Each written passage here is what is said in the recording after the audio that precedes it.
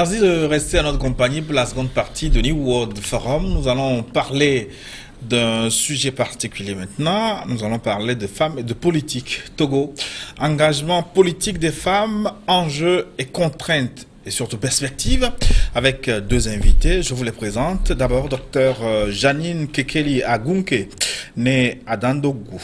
Docteur Agunke, bonjour. Bonjour, Monsieur Gilles.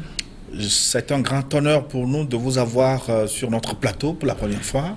Vous êtes sociologue, enseignant-chercheur, président du conseil d'administration de la concertation nationale de la société civile du Togo, et puis présidente du réseau Paix et sécurité pour les femmes de l'espace CEDEAO, RESFECO. Togo, pour ajouter. Merci. Avec nous également, Madame Christine Agnelé-Bensantoen. Bonjour, Madame. Il faut dire né à toi-même. Ah bon? Madame Christine Agnelé-Bensantoen, épouse à toi-même. Te voilà enfin. Vous êtes déléguée à la communication du mouvement des femmes unir, MFU. Oui. Vous avez été ministre pendant plusieurs années au Togo, mais aussi députée à l'Assemblée nationale. Oui. Donc, vous êtes la personne ressource pour parler de ce sujet. Je commence d'ailleurs avec vous.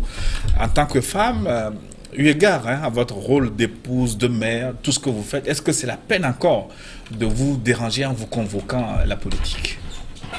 Oh, merci Gilles. J'avoue que le thème pour lequel vous nous invitez sur votre plateau est d'actualité. C'est un thème assez pertinent. Et je dirais d'entrée de jeu que quel que soit le sens que l'on donne à la politique, eh bien, la femme elle-même doit se sentir concernée et s'y engager. La société à laquelle elle appartient gagne beaucoup à l'accompagner, à la mener, à l'inciter à s'engager en politique. La politique peut être une stratégie tout court pour maintenir une certaine harmonie au sein de la cellule familiale, pour maintenir la cohésion sociale. Et là, c'est l'unique rôle de la femme, épouse et mère. Elle peut être politicienne lorsque la femme ambitionne, lorsqu'elle veut se tailler un poste, une place dans les sphères décisionnelles. Et là aussi, la femme doit être présente parce que faire pour moi, sans moi, c'est faire contre moi. Donc la femme, quelle qu'elle soit et quel que soit le sens qu'elle-même donne au concept politique, eh bien, elle doit s'engager en politique pour se faire entendre afin de voir les nombreuses les préoccupations, les nombreux problèmes auxquels elle doit faire face au quotidien, trouver des solutions idoines. Mais faire la politique, ça signifie se mettre au devant de la scène. Or, les stéréotypes de nos sociétés ne sont pas en faveur de ce rôle de la femme. Qu'elle prenne le leadership, qu'elle soit au devant, qu'elle dirige, elle n'a pas cette fonction sociale. Donc ça ne pose pas problème, docteur Agunke? Non, merci Gilles. Je crois que nous ne sommes plus à ce niveau de débat. Parce que les temps ont évolué.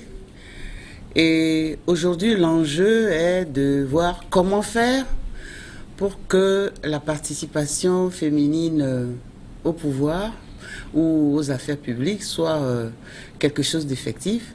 Et comment augmenter le nombre des femmes qui ont le mental assez fort, qui ont un programme de vie qui correspond à ce que la société attend d'elle et à ce qu'elle-même, elle vise. Le tout fait qu'aujourd'hui, la femme se trouve dans une situation, disons, à la croisée du chemin, où, d'une part, les gens l'accusent, que toutes les fois qu'on lui donne des opportunités, elle ne l'exploite pas, et que d'autre part, elle-même se demande si réellement on a besoin d'elle dans les cercles de prise de décision. Donc les stéréotypes, c'est vrai, nous sommes nés, nous sommes éduqués, nous sommes destinés à quelque chose dans nos sociétés, mais l'éducation et l'évolution de la société a fait qu'aujourd'hui, les femmes veulent leur part du gâteau entre griffes. C'est-à-dire que leur journée de 24 heures que nous appelons la femme aux 1000 bras fait que la femme est dans toutes les sauces et dans toutes les situations.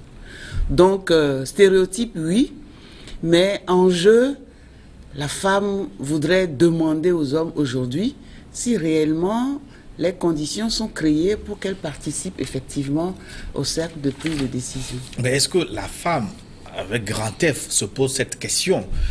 Il me semble que c'est quelques élites au devant de la scène qui tentent de tirer les femmes vers peut-être ce qu'elles ne veulent pas. Est-ce que le pays profond, l'Afrique profonde, les femmes africaines souhaitent être au devant de la scène? C'est tout le souhait de nous autres femmes. Nous voudrions être au devant de la scène. Écoutez, est-ce que vous n'êtes pas minoritaire, les femmes qui veulent... Au devant de toutes les luttes dites salvatrices, vous ne verrez que les femmes. Mais ce sont cette pesanteur socio-culturelle que nous sommes en train de briser, ou dont nous sommes en train de briser les chaînes aujourd'hui, qui nous confine à ce seul rôle d'épouse et de mère, et qui font que, une fois les résultats tombés, quels qu'ils soient, c'est nous-mêmes qui nous empressons de retrouver nos casseroles. Et comme vient de le dire docteur Akonke, ce temps, ma foi, est résolu. Ce qui voudra dire que quelles que soient les difficultés que nous rencontrons et que nous continuerons par rencontrer, eh bien, au nom d'une certaine détermination dans laquelle nous lisons l'engagement, nous devons braver toutes ces difficultés-là pour nous mettre au devant de la scène politique. Les difficultés, elles sont énormes, elles sont innombrables. Elle doit d'abord concilier la femme. Elle doit d'abord concilier son emploi rémunérateur, la fonction qu'elle exerce après avoir obtenu ses diplômes et une certaine compétence, avec l'emploi qui n'est pas reconnu pour être rémunéré, celui-là qu'elle exerce dans son foyer, dans son ménage, et maintenant la politique. C'est pour cela que je vais anticiper pour dire que nous avons l'habitude d'accompagner nos hommes quand ils s'engagent en politique. On a souvent l'habitude de dire la nuit porte conseil. Cette nuit qui porte conseil, c'est bien nous, les femmes. Et donc, les hommes gagnent beaucoup à nous accompagner aussi lorsque nous nous engageons en politique. Donc, c'est un rôle d'accompagnante que vous revendiquez? Ce n'est pas un rôle d'accompagnante. J'ai bien dit quand nous nous engageons. Quand nous nous engageons, ce n'est pas un accompagnement. J'ai cité entre autres certaines difficultés et qui font que nous avons besoin que nos hommes aussi nous accompagnent. Parce que toi, femme, quand tu t'engages en politique, attends-toi à être traitée de tous les maux. On a connu des femmes qui ont vu leur foyer brisé parce qu'elles se disent non, ce que je vais défendre à cette table de négociation va être porteur. Ça va profiter à toutes les femmes, donc je m'engage. Et l'homme a beau avoir toute la volonté, il a sur son dos sa famille et c'est lui qui commence par se lasser lorsqu'autour d'un jeu de Warion, on lui dit « Toi, tu as encore laissé ta femme aller, hein. Tu lui fais encore confiance. » Alors que nous, on ne se pose jamais cette question. On ne pose jamais une question à un homme ou bien à quelqu'un d'autre pour savoir, mais... ou bien une femme pour dire, mais toi tu laisses ton mari faire de la politique, est-ce que tu lui fais confiance? Pourquoi c'est à nous qu'on doit poser ces genres de questions? Donc ce n'est pas un rôle d'accompagnant. Nous jouons notre rôle et nous avons besoin que nos hommes aussi nous accompagnent pour maintenir une certaine harmonie dans la famille de laquelle nous viendra ce courage, cette force d'avancer. Docteur Agbouke, et comment vous lisez cette faible représentation de la femme au niveau politique? C'est dû à ces pesanteurs dont nous avons parlé, qui ont encore la vie dure, ou c'est elle-même qui n'ose pas assez? Je crois que vous ne me démentirez pas si je dis carrément que ce que vous demandez à savoir, ce sont des questions qui répondent à la problématique femmes et pouvoir. Nous avons été les oreillers ou les coussins des hommes, comme vous voulez. Et en tant que femmes africaines, généralement, nous sommes fiers de le faire. Parce que selon la répartition des rôles, c'est vrai que on a souvent dit que la femme est l'être de l'intérieur et que l'homme, c'est l'être de l'extérieur. Et nous avons été éduqués dans un moule qui voudrait que nous accompagnions nos époux ou nos fils lorsqu'ils sont à l'extérieur, puisqu'il y va de l'honneur de la famille. Mais quand je vois les statistiques de 91 jusqu'à 2018, sur les 164, il y a eu 164 hommes ministres et 36 femmes. Vous parlez du Togo? Du Togo. Je m'arrête simplement au Togo. Parce que quand on classe le Togo, nous ne sommes pas très reluisants en termes de participation féminine. Et en 91, on avait 16 hommes et 2 femmes. En 95, 21 hommes, 0 femmes. Et en 2018, 22 hommes et 6 femmes. Ça veut dire que de 91 à 2018, les choses ont fluctué, mais aujourd'hui quand même, on a 6 femmes. Ce n'est pas beaucoup, mais nous espérons que les fois à venir, elles vont approcher la parité, puisqu'il y a un discours du chef de l'État qui nous avait donné cet espoir qui portait sur la parité. Oui. Mais dans les faits, les choses tardent à venir. Et même les chiffres que vous évoquez là peuvent cacher une autre réalité. Les postes occupés par ces femmes, la plupart du temps, on les appelle, entre guillemets, souvent des strapontins. Les strapontins, tout simplement parce que, comme je vous le demandais tout à l'heure dans mon mot d'introduction, est-ce que les hommes veulent réellement que les femmes soient là? Vous aviez dit tantôt que les femmes des zones rurales ou bien des profondeurs de nos origines n'ont pas envie d'accéder au pouvoir. Ce n'est pas tout à fait la réalité. La réalité est d'ordre sociologique, c'est vrai, mais la vérité, en fait, c'est que nous avons une structure qui ne favorise pas l'entrée des femmes en politique. Dans le truc en profondeur, on a une seule femme maire. Nous avons 2 femmes préfets, et c'est tout récent. Et puis 4 chefs de canton sur les 387. Ça veut dire que s'il y a 4, c'est possible. Mais il y a ce que nous appelons dans nos milieux Nyonufia, les reines-mères.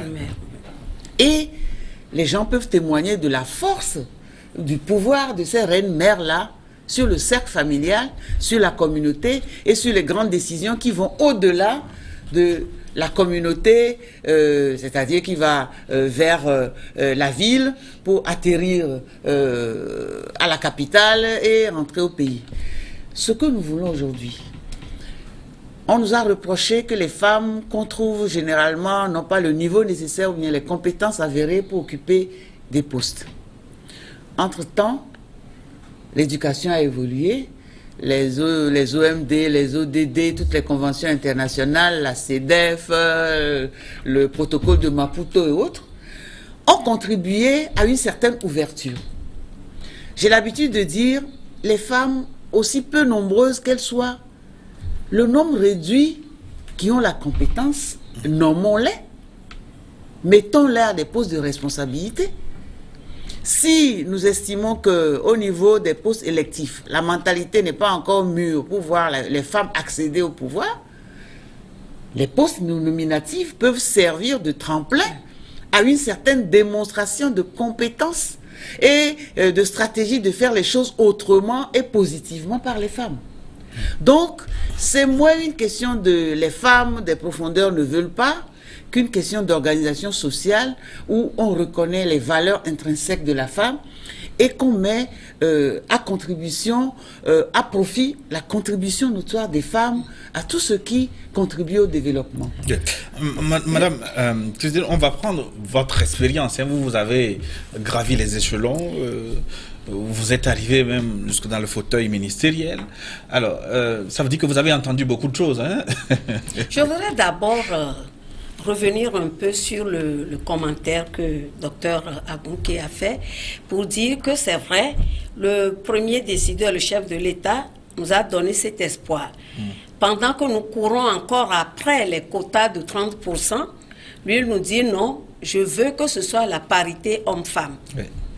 Il a peut-être compris quelque part qu'il faut qu'il compose avec la frange de la population numériquement fortes, les femmes. Mais qu'est-ce qui s'est passé? Pourquoi est-ce que ça traîne?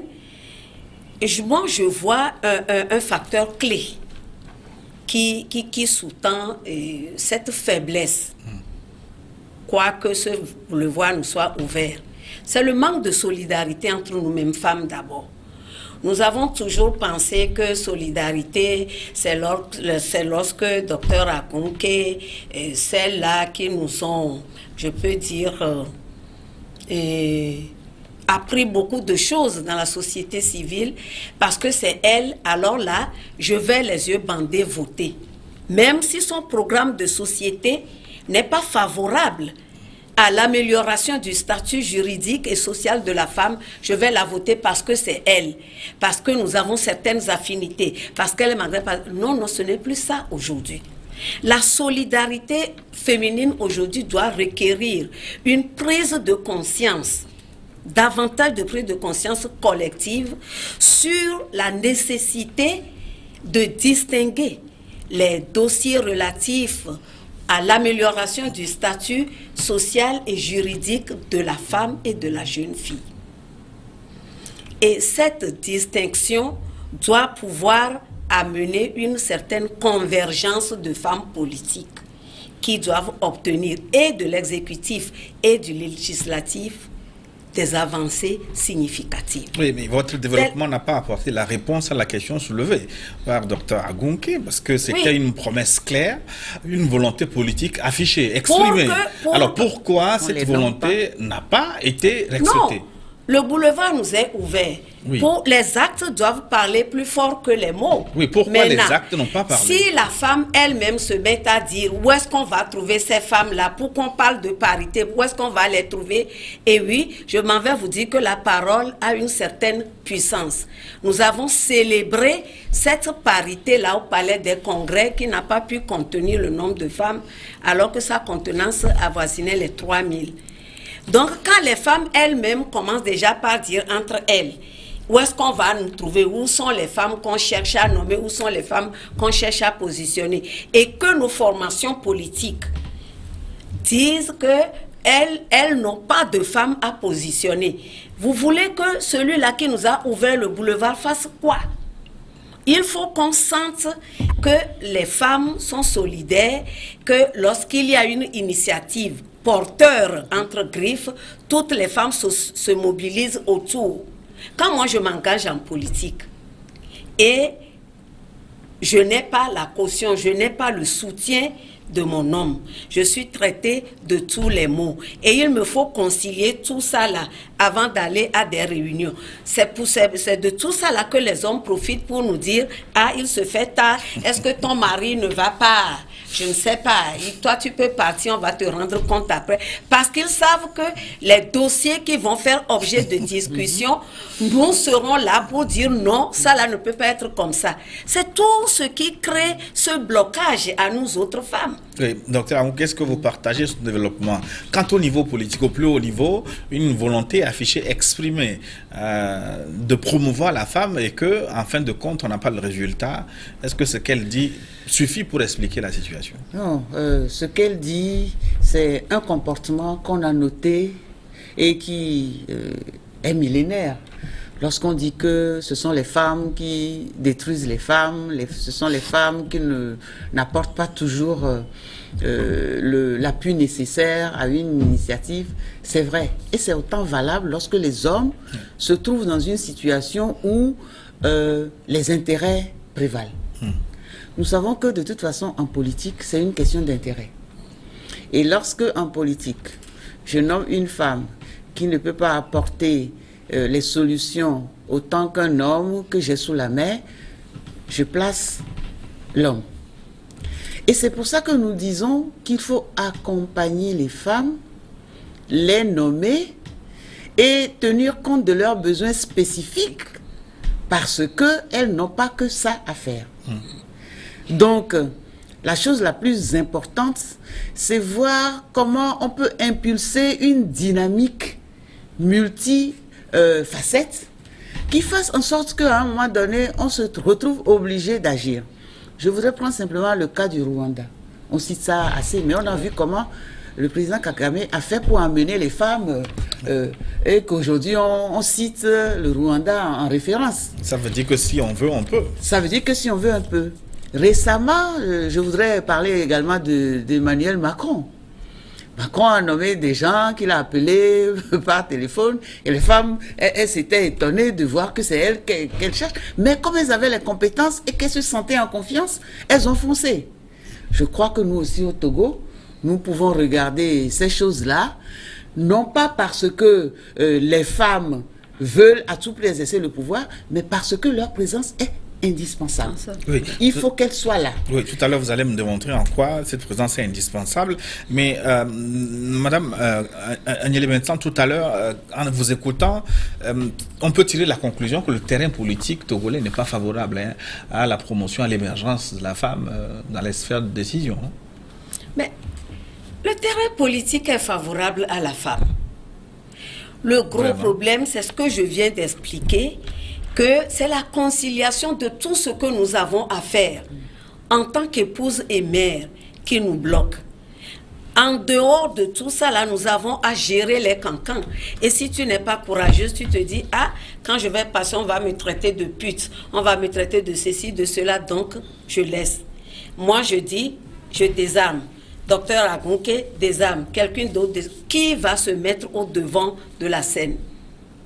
Ce que nous pouvons, et la solution que nous pouvons préconiser, c'est qu'il y ait un cadre dans lequel nous toutes on se retrouve, que nous arrivions à taire autant que se faire peut nos intérêts partisans, que nous refusions quelque part que la base influence nos convictions personnelles pour dire non, ceci ne devrait pas être comme cela, nous voudrions plutôt que ça soit comme cela. Nous sommes majoritaires. Le plus souvent, c'est la base qui influence nos convictions personnelles. Et c'est la base qui doit te positionner. Tu as beau tout faire. Tu as beau être quoi? C'est ta base qui doit te positionner.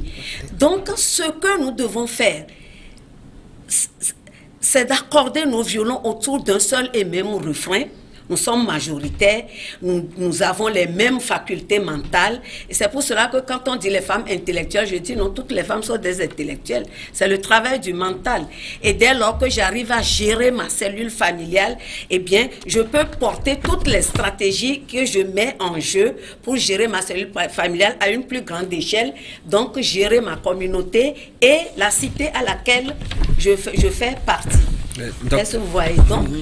Docteur Agonke, est-ce que le contexte, en ce qui concerne le cas particulier, le contexte politique tel qu'il est caractérisé, est-ce qu'il ne décourage pas la participation de la femme, ce climat conflictuel, cette confrontation permanente, pouvoir-opposition, le ton qui monte, ce difficile consensus, est-ce que ça ne décourage pas la femme?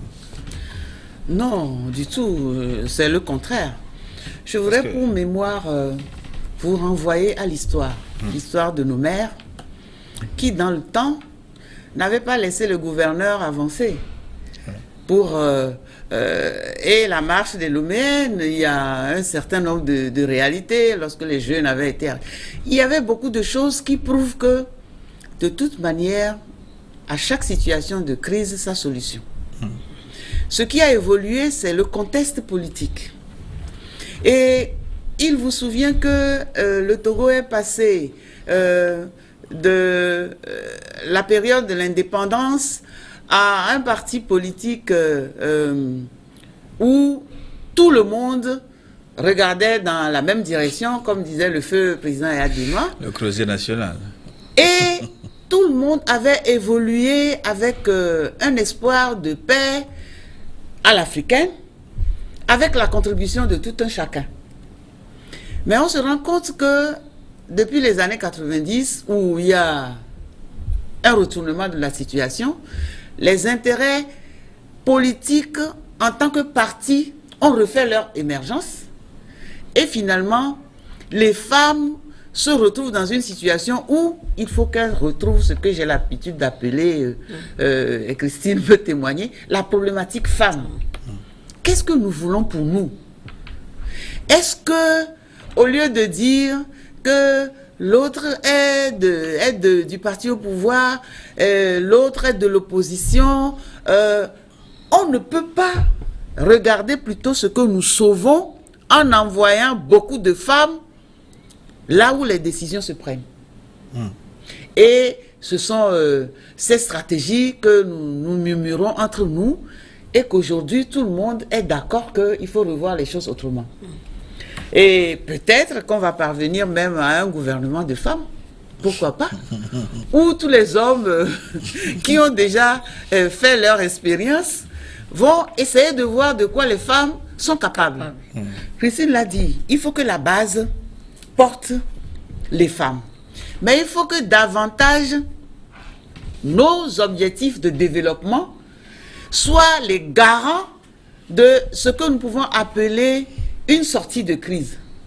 Aujourd'hui, les femmes n'ont pas peur d'aller en politique. Les femmes se demandent ce que le Togo va devenir si le parti au pouvoir et les 14, le C14, ne prennent pas leurs responsabilités pour arrêter de faire du jusqu'au-boutisme et nous permettre d'avancer. Et les femmes, nous l'avons dit quelque part, peuvent constituer aujourd'hui la solution. Pas la solution à l'absolu, mais notre touche de féminité, c'est de faire en sorte qu'il n'y ait pas la guerre.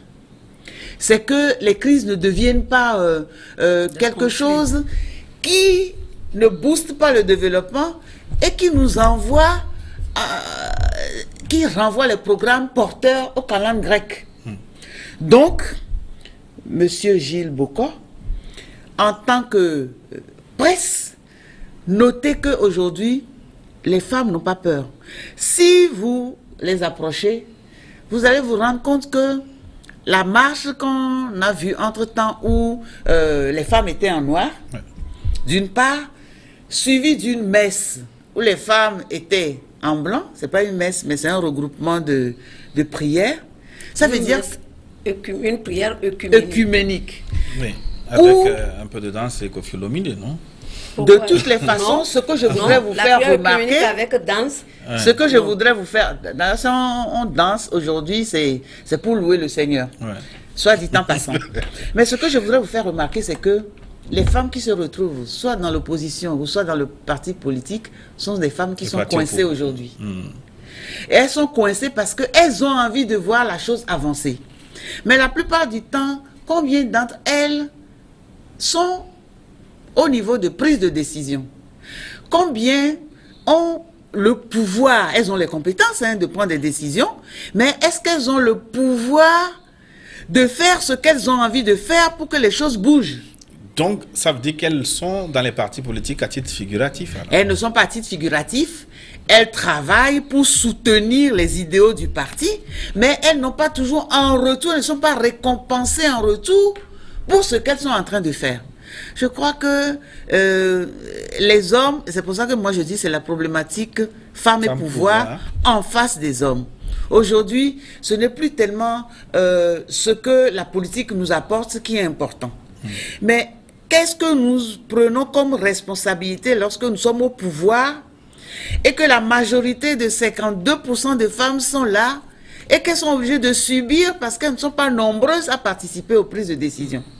Il faut créer des conditions pour que lorsqu'elles sont là, elles ne soient pas toujours là à haranguer, là à faire la cuisine, là à préparer les lieux de meeting, mais qu'elles sont là pour dire aux hommes, s'il vous plaît, j'avais fait une proposition la dernière fois, mais vous n'avez pas pu tenir compte parce qu'il y avait une urgence. Mais est-ce qu'aujourd'hui, toutes ces propositions peuvent être mises dans la balance pour que ça avance?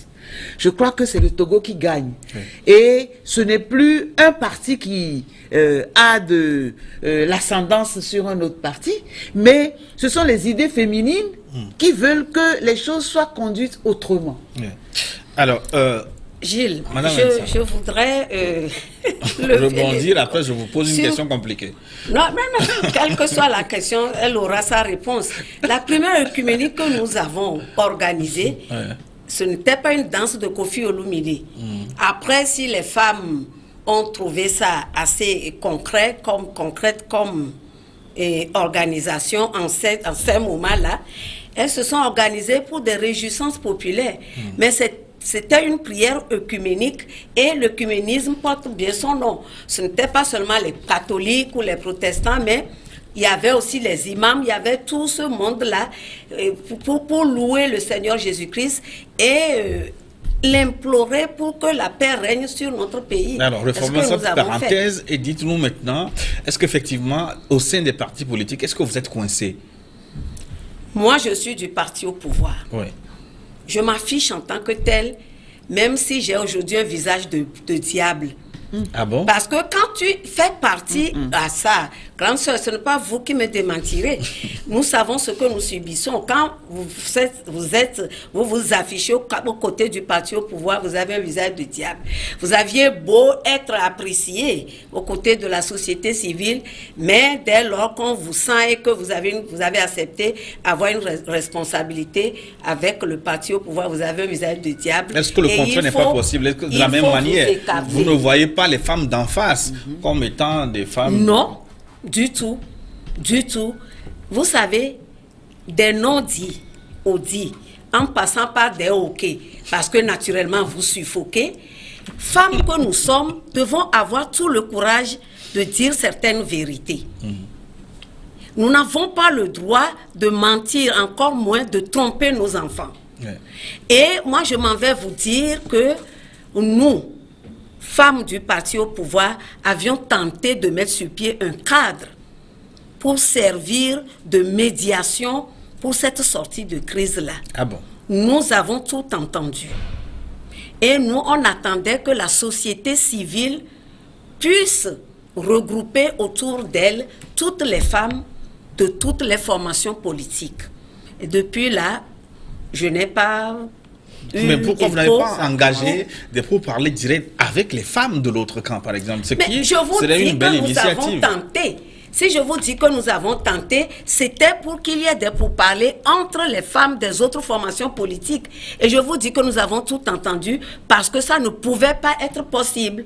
Et nous, on s'était dit que bon, c'est peut-être parce que c'est nous qui sommes au pouvoir qui voudrions. On va voir si les autres, puisque nous, on a déjà lancé la balle. Et certaines formations politiques sont déjà au courant de ce que nous voulons faire. Donc, nous, on attendait que quelque part, ce cadre soit mis sur pied. Le Togo n'est pas autant grand pour que ce soit des médiateurs, des facilitateurs qui viennent s'enrichir sur notre dos, ils repartent et la crise demeure. C'est une crise que nous avons à gérer. Nous ne sommes pas encore en conflit. Et la femme fait déjà ça bien dans sa cellule familiale quand elle gère les petites crises entre papa et les enfants, entre elle-même et son mari, elle et sa famille et tout et tout. Donc, nous, on s'était dit que les femmes pouvaient jouer ce rôle de médiateur. Mais on parce qu'il n'y a pas... Mettre de l'eau dans votre verre, on a plutôt vu les femmes exacerber. Vous avez beau avoir quelque chose d'écrit. Il faut une stratégie. La stratégie consiste à faire entendre votre voix dans des comités restreints. Commencez par préparer le terrain, comme on le dit souvent. Si déjà au commencement, si à la préparation du terrain, vous rencontrez déjà des obstacles, vous n'allez pas vous afficher. Il ne vous est plus possible de vous afficher en tant que tel. Et donc, je le dis toujours, il n'y a pas d'école de médiation qui existe que je sache. Dans le bon vieux temps, à la traditionnelle, il y a un corps qui gise par terre. Vous voyez les grands sous l'arbre à palabre, leur calebasse de boisson locale entre la main. Vous vous dites, mais ils s'amusent alors qu'il y a un cadavre avant même que le soleil ne se couche. Et victimes de la victime et victimes de l'auteur finiront par boire la même calebasse et l'affaire là est enterrée à jamais. Et c'est ce que fait déjà la femme. Donc pour nous, à unir, nous nous étions dit que les femmes pouvaient faire quelque chose par rapport. Et on s'était retrouvés pour discuter, pour dire, bon, nous allons commencer par préparer le terrain. Ce qu'on a rencontré n'était pas favorable pour que nous puissions nous afficher, Gilles. Mais ça veut dire que vous avez un peu capitulé pour dire les choses. Est-ce que la femme, dans cette perspective-là, n'a pas manqué de courage? Non, la femme n'a pas manqué. Vous savez, quand vous êtes communicateur, hein, Ouais. en matière de IEC, vous savez que l'évolution des mentalités, Information. information, éducation, communication, barre Il le sait CCC, mieux que toi. laisse-le. changement, hein, communication pour le changement de comportement. C'est plutôt de cela qu'il s'agit.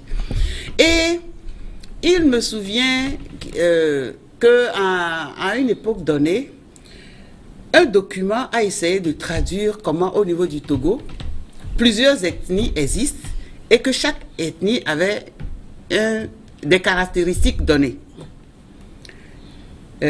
Professeur Yagla, paix à son âme, cette description nous a servi longtemps comme de base pour essayer de voir comment faire pour nous comporter en frères et sœurs d'une même nation. Il faut qu'on revisite ces documents-là et qu'en âme et conscience, nous comprenions que nous sommes nés, nous n'avons pas demandé à naître dans une ethnie ou dans une région ou une autre, mais que nous sommes appelés à vivre ensemble. Et ça, ce sont les femmes qui peuvent le faire, parce que c'est nous qui faisons les enfants et c'est nous qui avons des époux. Il faut que, de toutes les façons, le point de vue de la femme compte. C'est un peu ce que nous défendons au niveau du RISFECO, pour qu'il y ait la paix. Mais dire que les femmes ont capitulé, non. Il y a, je crois que les efforts pêle-mêle ont quand même abouti à ce que nous avons appelé un temps femme mobilisée pour la paix. Le groupe continue de germer, et elle est en gestation, elle va bien, compte tenu justement de ces spécificités, non seulement ethniques, mais politiques, qui font que, de toutes les façons, il faut arriver quelque part. Je profite de l'occasion pour dire que la négociation n'est pas seulement le champ de la politique. Dans toutes ces petites choses-là, il faut pouvoir négocier, lâcher du lest, savoir ce que je peux perdre en gagnant quelque chose pour qu'à un moment donné, on fasse le point pour avancer. Vous ne nous faites peut-être pas confiance aujourd'hui parce que vous ne nous voyez pas en train de nous battre avec les couteaux, parce que la femme ne veut pas les couteaux. Mais je vous assure qu'il existe des plateformes aujourd'hui où les femmes échangent et qu'elles cherchent une solution. C'est pour ça que moi j'interpelle les politiques. Aujourd'hui, malheureusement, la solution de la crise togolaise est politique.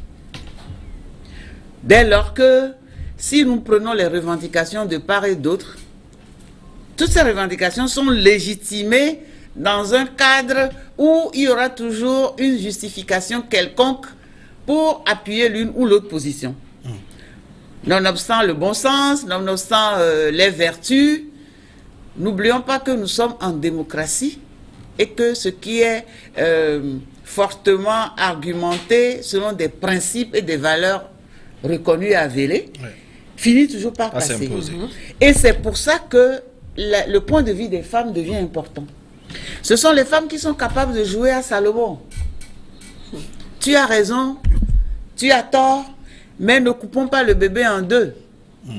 Donnons le bébé à la personne qui est en mesure de faire grandir ce bébé et de l'entourer de tout ce dont il a besoin.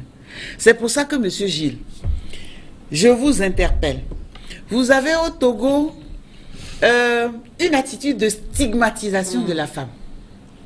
Or, aujourd'hui, il s'agit de faire en sorte que nous ayons une solution plutôt holistique qui prenne en compte non plus ma position, j'ai raison, j'ai tort, non plus je viens du sud, je viens du nord, non plus je suis du parti au pouvoir ou je suis de l'opposition, mais tout simplement parce que j'ai compris que même dans les grandes guerres, à un moment donné, on s'arrête, on discute et on fait des compromis.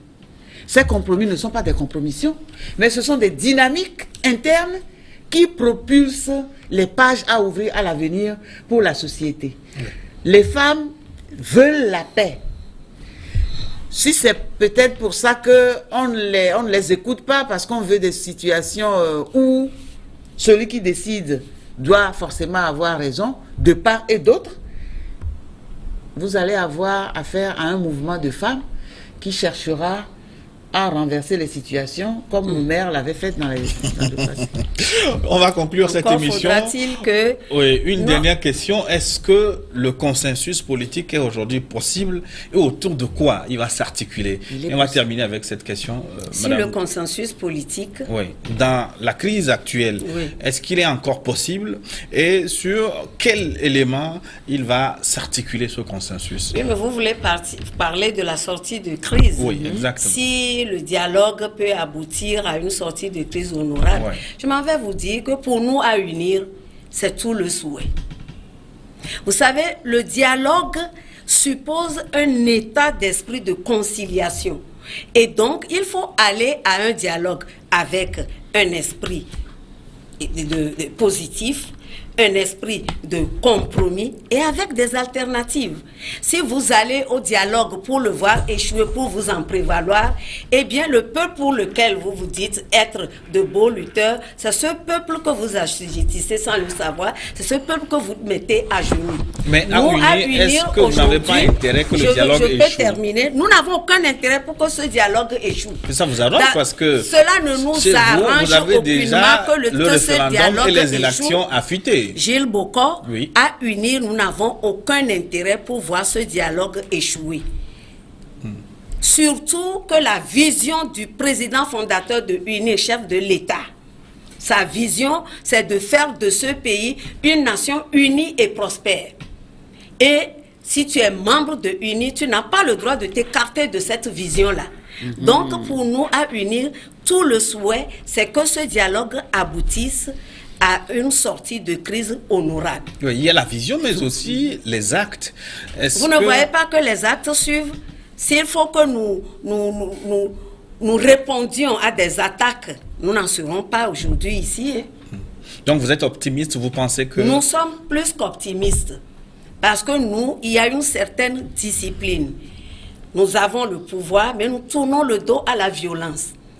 Et vous avez, je n'en veux pour preuve que le calme et la sérénité avec lesquels le chef de l'État a géré tous ces soubresauts de la rue jusqu'à maintenant. Et à chaque fois, c'est ce qu'on nous demande d'observer comme discipline. Donc, tout le souhait pour nous à unir, c'est de voir ce dialogue aboutir sur une sortie de crise. Merci. Merci, Madame Christine Agnelé, Vincent Toyem. Docteur Ngouke, on conclut avec vous.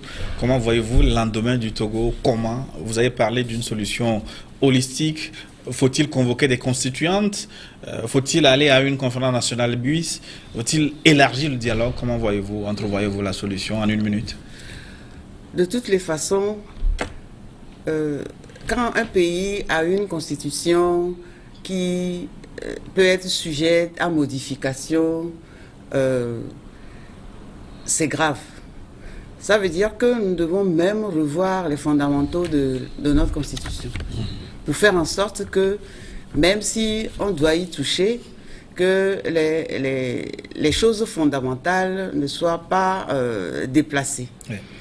L'autre chose, c'est que nous disons que nous, les femmes, nous sommes capables de beaucoup de choses. Si nous réussissons à tenir nos foyers, quel que soit ce qui arrive, il faut notre présence partout.